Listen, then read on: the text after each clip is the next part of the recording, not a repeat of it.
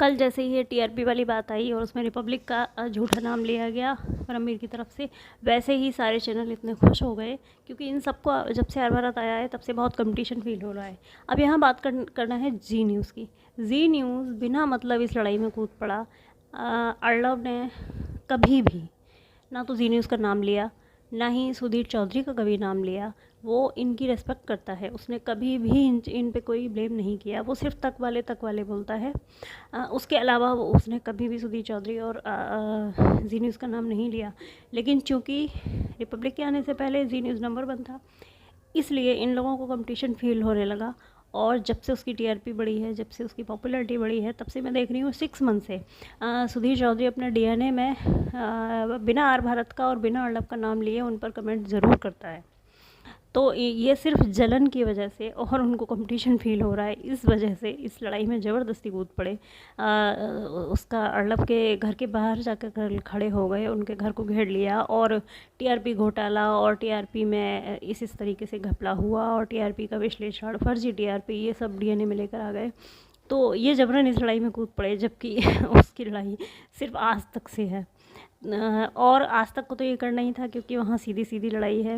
वो तो नाम लेता है तक वाले।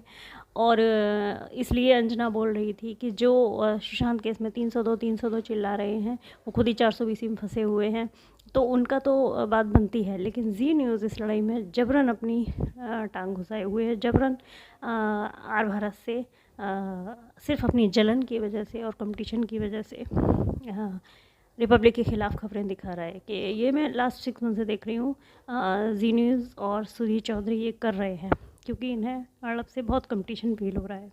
जबकि वो कभी भी जी न्यूज़ का नाम नहीं लेता। जो अपनी टीआरपी रेटिंग दिखाता है वो वीकली, उसमें भी कभी जी न्यूज़ का नाम तक नहीं होता। एबीपी न्यूज़ का नाम होता है, इंडिया टीवी का नाम होता है, न्यूज़ 18 का नाम होता है, लेकिन उसका नाम नहीं होता। लेकिन जी न्यूज़ जबरन उस लड़ाई में कूद पड़ा। इस केस में जो चैनलों को ख़रीदा गया वो भी बड़ी सफाई से ख़रीदा गया। जी न्यूज़ को लिया गया साथ में क्योंकि जी न्यूज़ आर भारत से पहले नंबर 1 चैनल था। डीएनए और सुधीर चौधरी पे लोग भरोसा करते थे, इसलिए डीएनए के अंदर और सुधीर चौधरी के ज़रिए सुशांत के ख़िलाफ़ खबरें दिखाना और उसकी ड्रग्स की खबरें दिखाना और उसका एक सुपरस्टार का पतन, ऐसा वगैरह, ऐसे कई विश्लेषण आ चुके हैं। मैंने नहीं देखे कभी क्योंकि मुझे पता है वो गलत दिखाए जा रहे हैं। जी न्यूज़ बिका हुआ है। हालांकि बीच बीच में जी न्यूज़ अपना मैं भी सुशांत करके मुहिम चलाता रहा और जस्टिस फॉर सुशांत और सुशांत की न्याय तक हम बोलते रहेंगे, खड़े रहेंगे, सुशांत के साथ हैं, करते रहते हैं। वो एक लीपापोती होती है उनकी और थोड़ा सा सही दिखाते हैं, उसके बाद फिर भटक जाते हैं।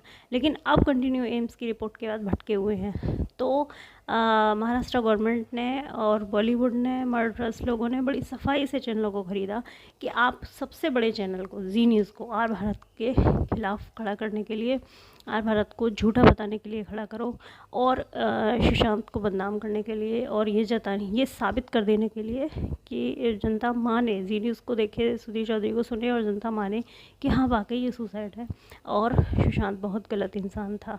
चाहे वो ड्रग्स को लेकर हो, चाहे उसका जो उसने सुसाइड की उस चीज़ में कि वो अपनी असफलता को नहीं बचा पाया और उसने सुसाइड कर लिया और वो एक हताश निराश था, वो कमज़ोर दिमाग का था। ये सब चीज़ें डीएनए के ज़रिए और सुधीर चौधरी के ज़रिए तो बहुत ही सफाई से चैनलों को ख़रीदा गया। बाकी चैनलों पे लोग इतना भरोसा नहीं करते।